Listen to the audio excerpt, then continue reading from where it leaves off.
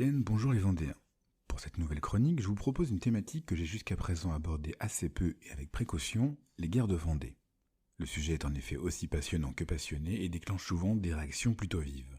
Mais j'ai découvert récemment que l'un de mes ancêtres était mort lors de l'un des plus grands drames de cette terrible guerre de Vendée, la bataille ou plutôt le massacre de Noirmoutier en janvier 1794, au cours duquel plus de 1500 personnes furent exécutées en 2 jours. J'ai donc décidé de me lancer dans le récit de ce drame. Et par avance, je présente mes excuses aux historiens pour les erreurs ou approximations qui ont pu s'y glisser. Pour commencer, remettons cet épisode sanglant dans le contexte et la chronologie des guerres de Vendée. C'est en mars 1793 qu'une grande insurrection éclate dans le périmètre qu'on appelle la Vendée militaire. Le sud de la Loire-Atlantique, le sud-ouest de Maine-et-Loire, le nord-ouest des Deux-Sèvres et les 2 tiers nord de la Vendée. Le déclencheur, c'est la levée en masse de 300 000 soldats devant aller défendre la jeune République face aux monarchies européennes qui l'attaquent de tous côtés. Or, les paysans de l'Ouest refusent d'aller se battre pour une révolution qui les a déçus et surtout qui persécute leurs prêtres.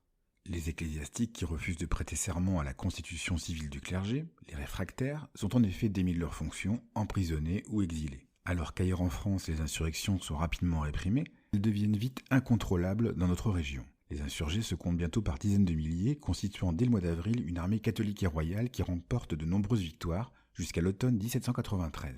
Mais en octobre, cette armée blanche est vaincue lors de la bataille de Cholet. 80 000 personnes passent alors la Loire pour tenter de prendre un port d'où ils pourraient recevoir l'aide des Anglais. Cette virée de galerne échoue devant Granville, en Normandie, et l'armée vendéenne est détruite au Mans, puis à Savenay, en décembre 1793. Ce qui nous amène au sujet de notre chronique. En ce début d'année 1794, l'île de Noirmoutier est occupée par les troupes vendéennes.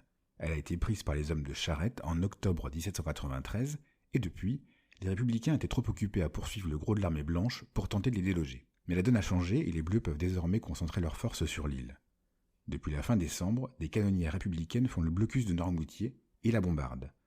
Les échanges de tirs avec les batteries côtières vendéennes sont vifs.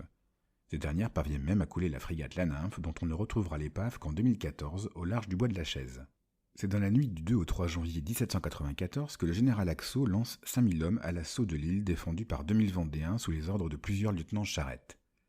Arrivés discrètement à bord d'une trentaine de gabarres, 1 millier de soldats bleus débarquent à la pointe de la fosse au sud-ouest de l'île, tandis qu'à l'est, le gros des troupes républicaines traverse le Gois en début de matinée. Pris en tenaille, les Vendéens sont vite débordés et doivent se replier au nord de l'île.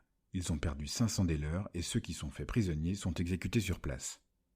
Acculés, à court de munitions et sans espoir de secours, les Vendéens décident de cesser le combat. En milieu d'après-midi, 2 officiers se présentent à Axo et lui proposent la capitulation de la garnison en échange de la vie sauve. Le général accepte, malgré la désapprobation de Prieur et Bourbotte, les représentants en mission de la Convention, les commissaires politiques de l'époque. Faisant confiance à l'officier républicain, les Blancs quittent leur poste de combat et viennent déposer leurs armes sur la place principale de Noirmoutier en Lille.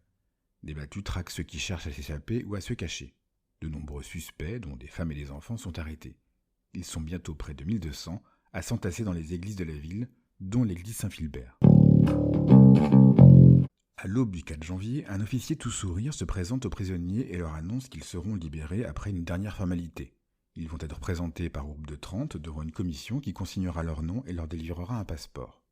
Le soulagement est de courte durée, car c'est en réalité le peloton d'exécution qui les attend à quelques centaines de mètres de là, à Banzeau, au lieu-dit de la Vache, rebaptisé Faubourg de la Vengeance par les Bleus.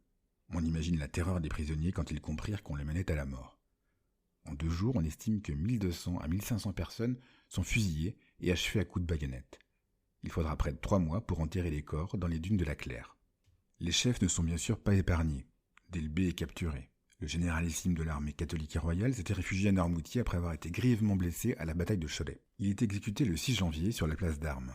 Incapable de se tenir debout, il est assis dans un fauteuil rouge que l'on peut aujourd'hui voir dans le musée du château.